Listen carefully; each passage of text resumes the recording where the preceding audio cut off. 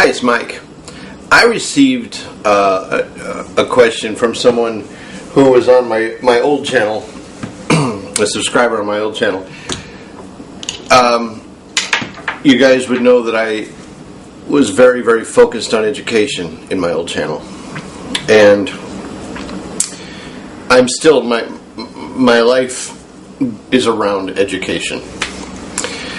And I was asked a couple of questions by this student. One is, what's the best way to get into the Ivy League? And the second one is, what's the best way to get into the Ivy League if you're not the age of students who are applying to the Ivy League? Specifically, if you're in your 30s or your 40s or your 50s and you want to go to Harvard or Yale or something, how can you do it? Is it possible to do it? Well, the answer is yes. It is possible. Let me give you a little bit of a guideline on how to do it if you are in the age that's sort of the average student age. People look at Harvard University or any kind of university right out of high school, whatever the case. Here's the thing. When I was in high school, I took the ACT exam and I got a perfect score. And I graduated 4th in my class in high school, which sounds really terrific till you consider that there were only 78 people in my class. But I graduated 4th in the class. And I had a perfect ACT. I did not take the SATs. I took the ACT.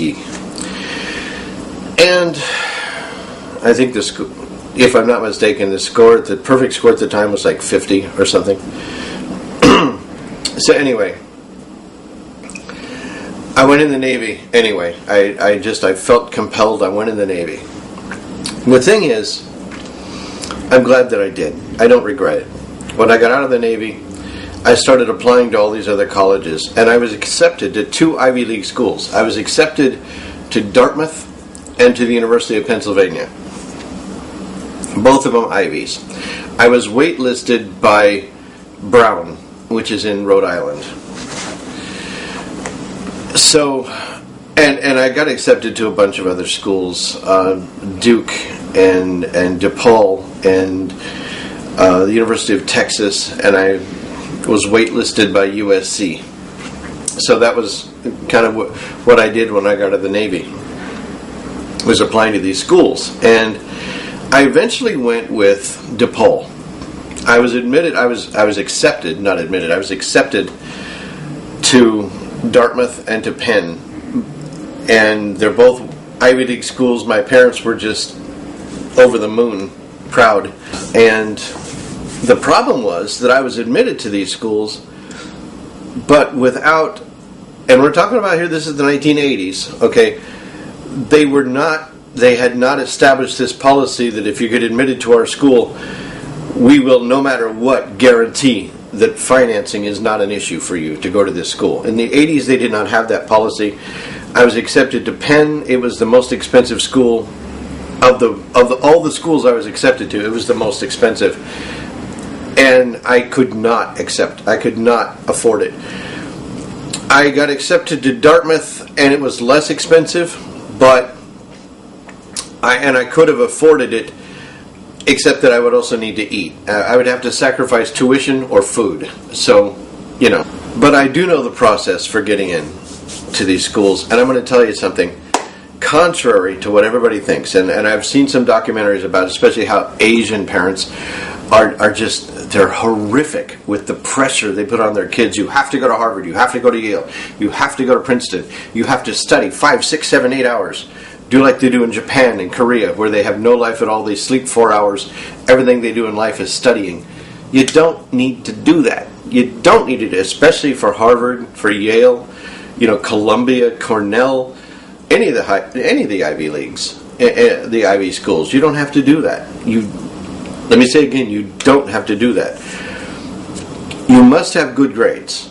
Okay, you've got to have good grades. There's no question about it. You don't need to be the valedictorian, okay? They have a range, and I can guarantee you this is the case in every school that really has a great thing, and they're highly competitive. Like, for example, Yale, I think they take 9% or 7% of everybody who applies, which is like 29,000 applications. They take 7% of 29,000. So you got a lot of competition, okay? But these are all students whose parents have just killed them to get a 4.0, 4.33, 4.66. The new thing is a 5.0 out of a possible 4.0. I have no idea how that works, but they do. And get a perfect 1600 on your SATs.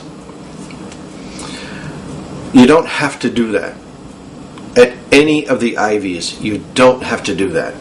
You don't have to get a perfect 1600. You don't have to have a perfect 4.0. You have to fit into a range.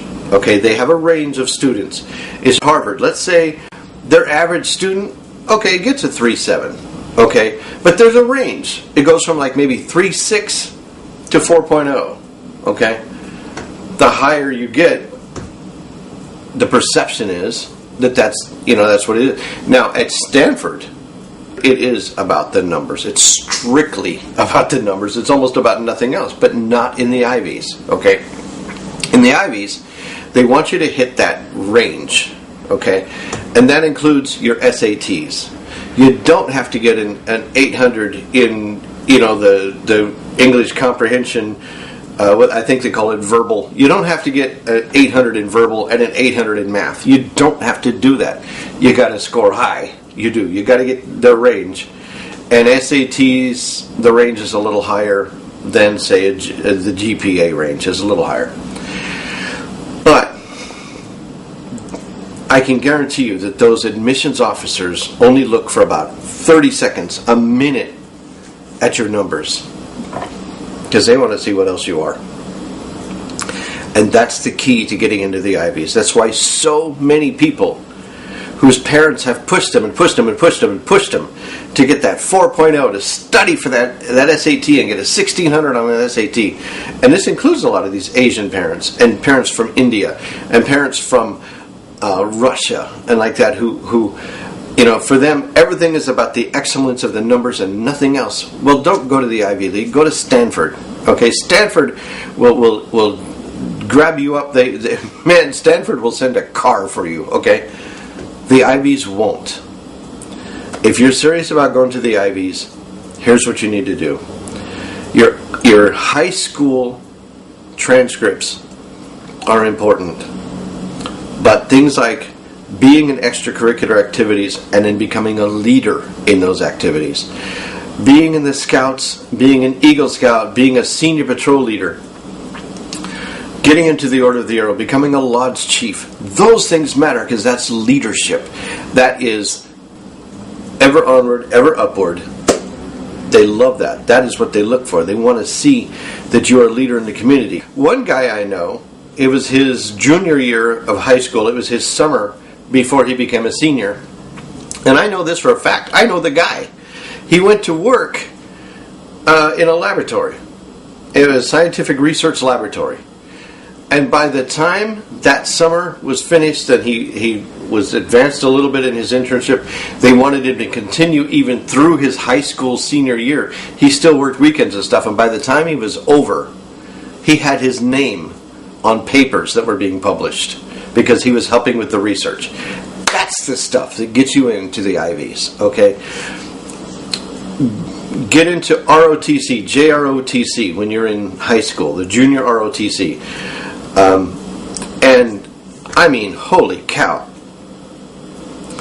Become a leader. Whatever you're doing, become a leader. Advance yourself. Don't just sit there and go to a few meetings sometimes, but you're a member of 17 clubs. That isn't going to work. If you're out of high school, okay, for example, a lot of them like to see that you take a summer off, a year off from high school. In between high school and college, they like to see that year, what they call the senior year, the summer year. They have different names for it. They call it a lag year. They got different terms. Okay, different people have different terms for it. Taking a year off and working and getting work experience, especially in what you feel like you might want to study, it's a big deal. If you don't want to take a year off and you want to go right into some sort of study, Dartmouth provides a very, very interesting thing. They call it the Bridge program. where you can actually take courses that will apply to your transcript, that allow you to bridge from high school to Dartmouth, specifically Dartmouth, okay? And these are very intense university level courses. Dartmouth is a college, it's not a university. They call it Dartmouth College. But it's still the same thing. And it is mind-bending. But you learn over that year, over that 1 year period, you learn what it is that you need at Dartmouth. You can even do this online. And then you can worry about if you want to apply there or not. Colleges love to see, these Ivies, they love to see that you're doing the early admission thing, you're doing the early application, and they're the only university you're interested in. But be different, stand out from the crowd. There are a million 4.0s and 1600s, but very few of them, could take a car all the way apart and put it all the way back together again. You know what I'm saying? Universities typically will say, well, we want to judge, we want to assess the entire student and the entire process, the whole application. But it's really the Ivies who really do that. The rest of them, they're going to go 60, 70, 90% on that GPA and that SAT. And that's the truth. The admissions offices, I've been in admissions offices when they're talking about, yeah, he's a great kid, but look at the numbers. They're doing like that, and they mean it. Okay? But the Ivies aren't like that. The Ivies do want you to have that range where you fit in, where you are, they believe that if you fit into this range, you will be a successful student. You are admissible. You're in that range with your test scores and with your GPA. That's good. That's the first minute of the conversation. Now, it's everything else. And the essay that you have to submit to get in is more important, I think, than the grades. I know people who will write an essay a week. They'll do a draft of their essay every week for maybe a couple of months till they get it right, working it out, presenting it to everybody they know, okay, because that essay is very important. Many of the Ivies do require a personal interview, and it's like a job interview. Many of the Ivies, they will, like 6 out of the 8 Ivies will also require references from people, okay? But the grades and the SAT, that's over here. Your life, you as a person, that's the important part. That's the issue, okay? And I mean, academics is important because they have to know that you're going to be able to stand the academics. But to tell you the truth, it is harder. Really, it is harder to get into, say, the Naval Academy than it is to get into Harvard. It is. It is harder to get into the Ivies at all if the only thing you have is the grades. You didn't do anything. Your parents had you come home every day for 4 years and you just study. 4.0, 4.0, 4.0, 1600 GPAs, not a single extracurricular. No leadership skills. Really haven't done anything in the community. You can write beautifully. You can speak beautifully. You can do integral calculus in your head since the 9th grade. Okay, you can do all that stuff. But seriously, are you social? You don't get to college on your own. You don't get through college on your own. You do not graduate on your own. It's a combination thing. And the Ivies, they want to see that you're all about that. They want to see that you're about the extracurricular, that you're about the community, that you're about the fact that you can work with other people, that you're not some reclusive little mole that's going to hide out in your room and just study with a graphing calculator 9 hours a night. They don't want that. Okay, the SAT is important. They're not looking for somebody necessarily who gets nothing but 1600 SATs, studying all their life, not involved in the community, not involved in the school, clubs, leadership, student government. They want that kind of person who's involved in it. If you're not involved in that stuff, most of the Ivies don't want you. Okay? Columbia definitely doesn't want you. Harvard, Yale, Princeton, they don't want you. Okay? I don't know any of them and especially not a university like Cornell, who really, they're kind of the Berkeley of the East. They're not really that. I mean, even their grade levels are lower than the rest of the Ivies because they want to see what else you are, how developed you are as a person, and that's what the Ivies are doing. Okay, Dartmouth, I can tell you from experience, getting into Dartmouth, I don't know. I mean, I got lucky with the ACT exam, and they were impressed with me because of the other things I had done, the scouting and the stuff with in the community with working with the Lions Club and stuff like that I did. That's how come I got admitted. Well, I got accepted. Eventually, I got admitted to DePaul. The only reason I did was because of money. Because in those days, if you didn't have the cash, you really did not go to those schools. In the 80s, they did not have that policy about we'll bring anybody in. Financing is not going to be an issue. That is the policy now. And many of these schools will simply drop whatever tuition requirements they have to meet whatever your finances are. In those days, that wasn't the case. So, to answer your question, if you're above 30, above 40, above 50, it's all about the life that you've led, and it's about your grades. And when you're in that age, it's about your grades, and it's about what you have done. Are you a veteran? Have you been working with children's groups? Have you been volunteering at the hospital? Have you been socially active politically? Have you done things for your community and for the world that are countable? And your recommendations are very, very, very important when you're at that age. But yes, you can do it.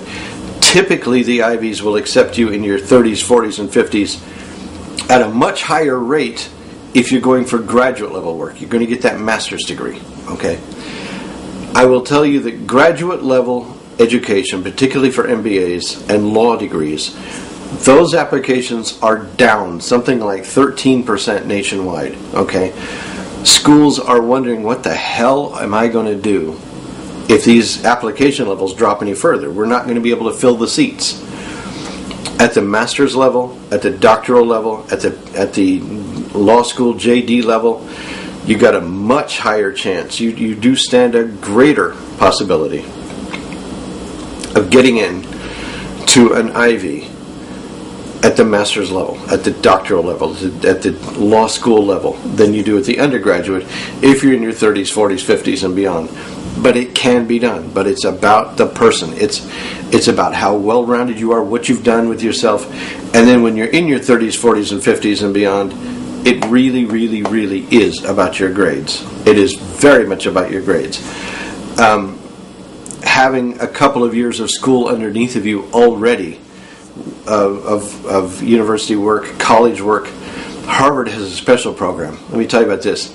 Harvard has a special program where if you've got a couple of years already and you're older than your average student, you can be admitted on a special program at Harvard. It's an extension school thing, but it's still the same. It's still Harvard University. You have to spend a year on campus. You can do the rest online if you want to, or finish on campus, either way. But it's especially set up for people who are in their 30s, 40s, 50s, and beyond. As long as you've got a couple of years of like 4.0 work. When you're at that age, that 4.0 then matters. The SAT, not really. To tell you the truth, not really. When you're in that age, not really. But at the graduate level, you stand a much higher chance of being accepted to an Ivy.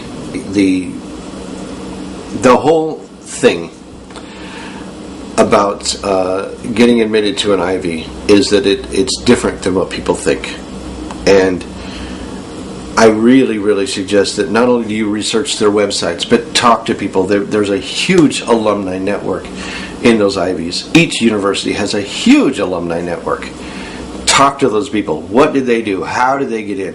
There are books about how to get into Harvard, and they're going to tell you grades are like that much of it. Okay, it's about everything else. So, there's your answer. See you later.